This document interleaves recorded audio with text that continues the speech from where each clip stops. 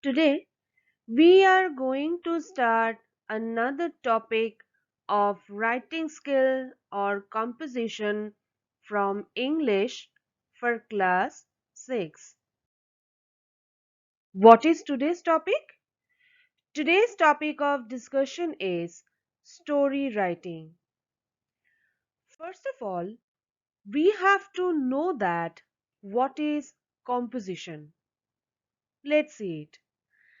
The term composition in written language refers to the body of important features established by the author in their creation of literature.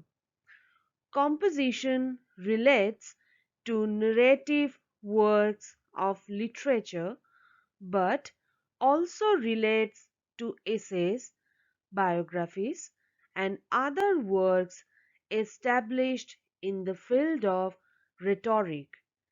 That means the definition of composition is the act of putting something together or the combination of elements or qualities. An example of composition is a manuscript. A good composition is one that has just enough detail. Too few elements is bad because it robs the work of art of necessary detail that makes correct interpretation possible. It also ruins the balance of an image, and too many elements can be very distracting as well. Good composition requires good balance. In the literary sense, a composition is the way a writer assembles words and sentences to create a coherent and meaningful work.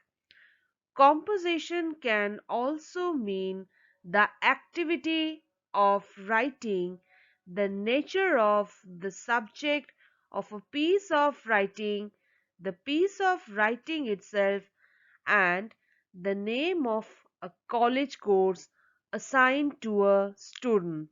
This essay focuses on practicing how people write. Now, we will know about what is story. Let's see it. The story is an interesting form of composition. It is quite an interesting art also. We are delighted whenever we happen to hear or tell or narrate stories in our life. In the form of composition, it is given either in outline or to complete. In both the cases, you are to complete it. The outline of a story is the basic framework of a story. It is often just an outline. It shows us some of the main facts of the story.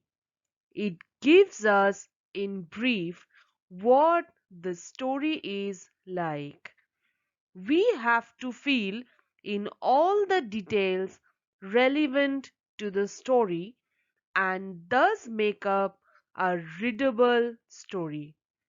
A candidate who has a clear knowledge of the content, that means subject matter, of the story and possesses the desired vocabulary and has the basic knowledge of language and grammar will write it spontaneously and thoroughly.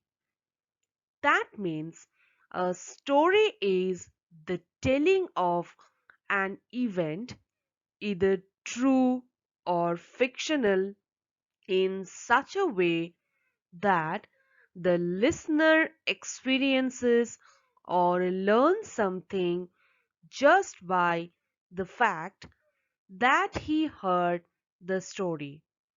A story is a means of transferring information, experience, attitude, or point of view. Every story has a teller and a listener. A story is a connected series of events told through words, imagery, body language, performance, music, or any other form of communication. You can tell a story about anything, and the events described can be real or imaginary, covering both fiction and non-fiction and leaving no topic. There are all stories about all things and all times, like present, past, and future. A narrative, either true or fictitious, in prose or verse, designed to interest, amuse, or instruct the hearer or reader. Reader tell. A fictitious tale, shorter and less elaborate than a novel. Such narratives or tales as a branch of literature, song, and story. Now, we will be talking about the types of stories. What is the first type?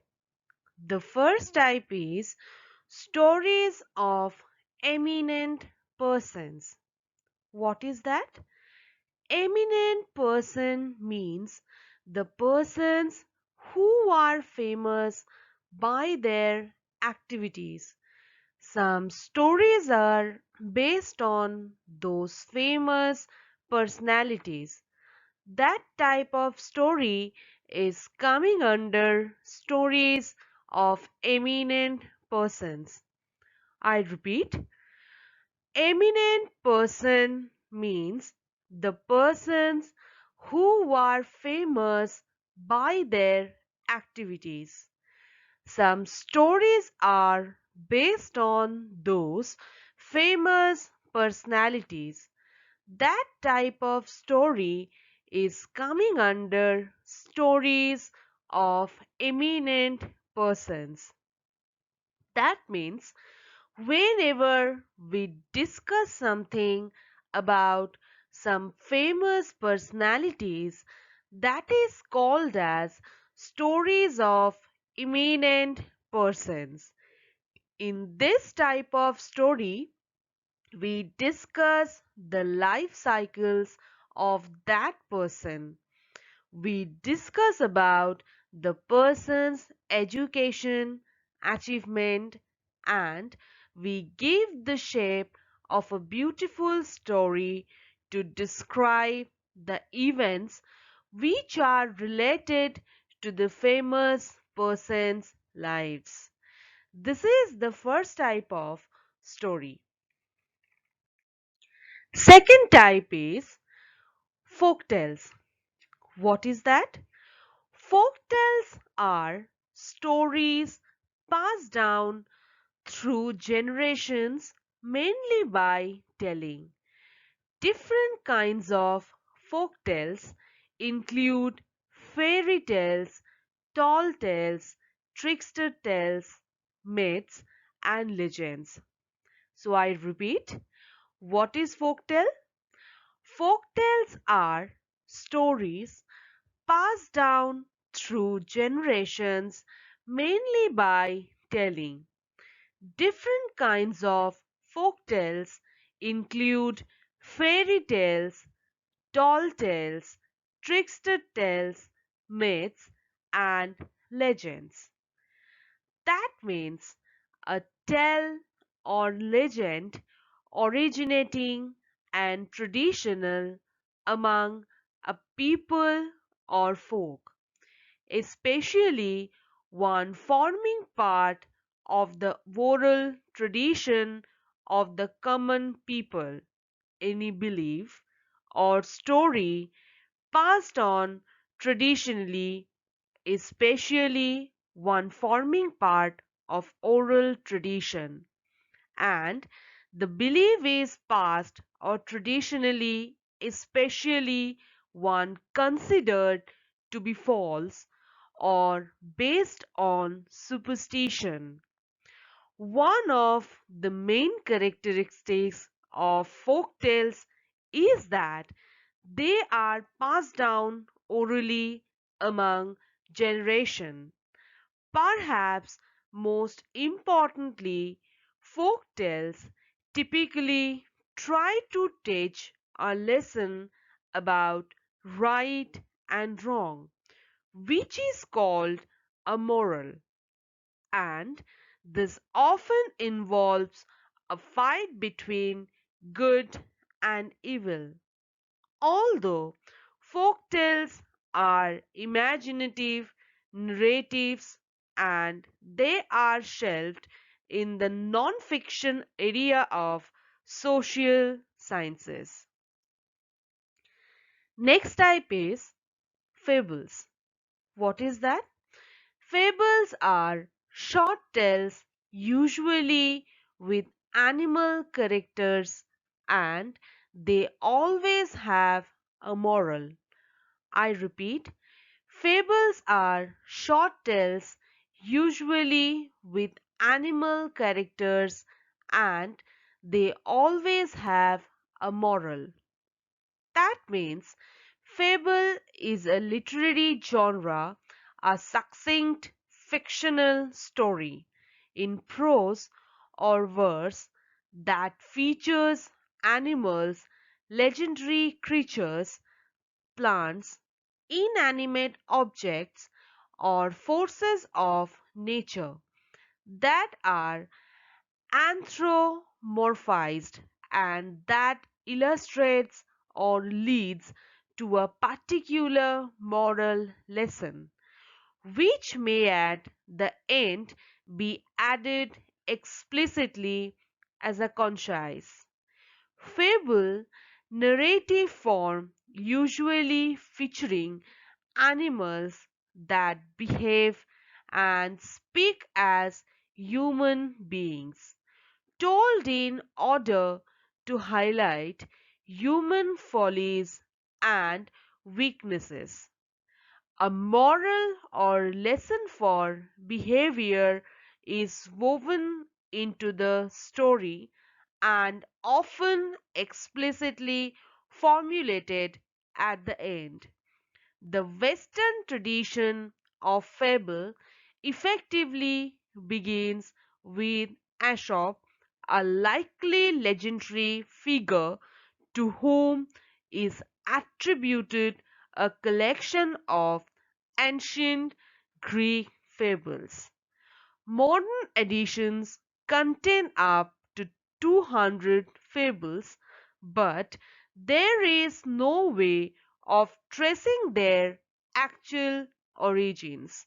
The earliest known collection linked to Aesop dates to the 4th century BCE. Next type is stories describing real life and experience. What is that? History is a true story when it becomes a series of relationships from which we can discover, create, refine, and apply meaning to our lives. History is true when we can apply the physical to the metaphorical. So I repeat, history is a true story when it becomes a series of relationships from which we can discover, create, refine, and apply meaning to our lives. History is true when we can apply the physical to the metaphorical.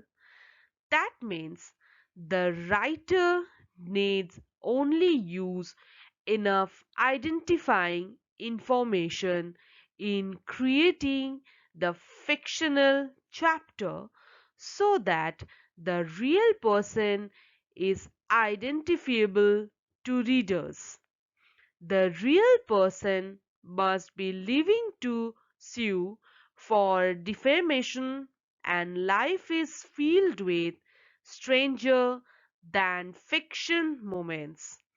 We might be wondering, as a writer, we undoubtedly want to capture those in an irresistible story that readers simply can't put down. Yet, converting true events into the written words almost always proves to be frustratingly tough core. The process vexes writers for a number of reasons and has probably forced us to quit at least one project we would have loved to successfully finish and publish. So, we have to be very careful about this particular things. In this slide, we will be talking about some important hints for story. Number 1. Read the given outline again and again with great care. You have to note all the points very carefully. Follow as strictly as possible the rule. Number 2. Outline should be followed as it is, and the sequence of ideas should not be disturbed. That means you have to be very careful to connect as naturally as possible the various points given in the outline so that the whole story may be read as a piece of good composition. But if you fail to connect one point of the story with another, you will not be able to write a good story. Here, you must use your imagination and bring in all such details as will add to the interest of the story. Next point, number 3. Remember, the dialogue is helpful to make a story more interesting. If you can tell your story partly by means of dialogue, so much better. But make your dialogue lively, interesting, and natural. You can give a spicy touch to the conversation taking place between the characters of the story. Next hint. The conclusion of a story is the most important thing. That means the story pleases most which has an ending that the reader hardly expected. So, adding a bit of surprise at the end makes the story striking and interesting. Next thing, number 5. Always write the story in past tense, even though the outlines are given in the present tense. That means if the outlines are given in present tense also, we have to use or we should use past tense for writing a perfect story. Next thing, The story should be logical. That means the logical things should be there in a perfect story. Next hint. Number 7. If you are asked to give a title or heading to the story, you should use proper title. For example, like after the main character, object, or incident of the story, or after a proverb or well known quotation illustrated by the story.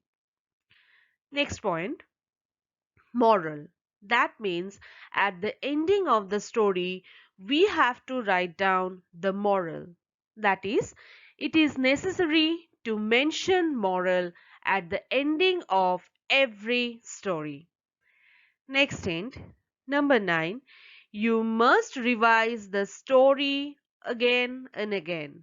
That means you have to revise the story with a view of removing grammatical mistakes and spelling mistakes. Punctuate it properly. It should be written in simple English and within the word limit. And I repeat again, it should be punctuated properly. Now, in this slide, I will give you a sample of a story, and by this sample, you will clearly understand the previous points. Let's see the points first. A hare challenges a tortoise to a race. Dash. The hare laughs at the tortoise. Dash. Runs first. Dash. Sleeps on the way. Dash. Tortoise goes on and on. Dash. Here already late. Dash. Starts. Dash. Runs first. Dash. Tortoise at the goal. Clear? So now we will use a proper title for starting this story. So what is the title over here?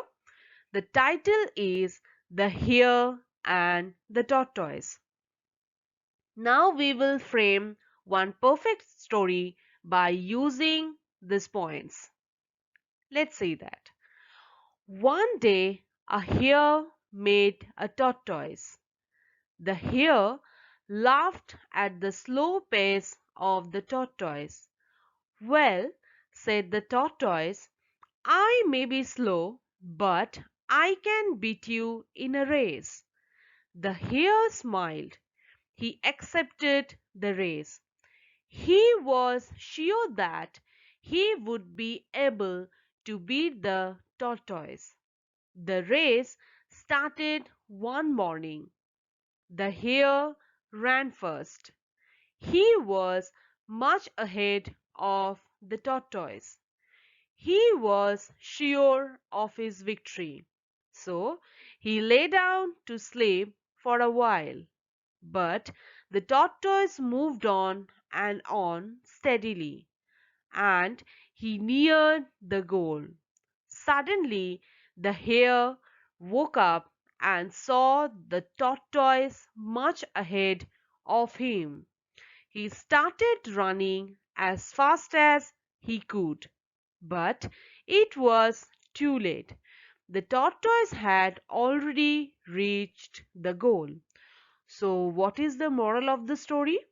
The moral of the story is slow and steady wins the race. And students, please remember one thing, the moral is necessary after ending of every story. That means you have to mention moral at the end of every story. Now, I will give you one homework. You can see that this is your worksheet page. First of all, you have to follow the instruction. What is that? Write a story with the following outline. Let's say that. Some mice living in fear of a cat dash called a meeting dash Many plans discussed. Dash lastly proposed to tie a bell on the cat's neck. Dash an old mouse pointed. Dash who is to bell the cat. So you will try this story by yourself. So now we are ending our lesson over here. Thank you.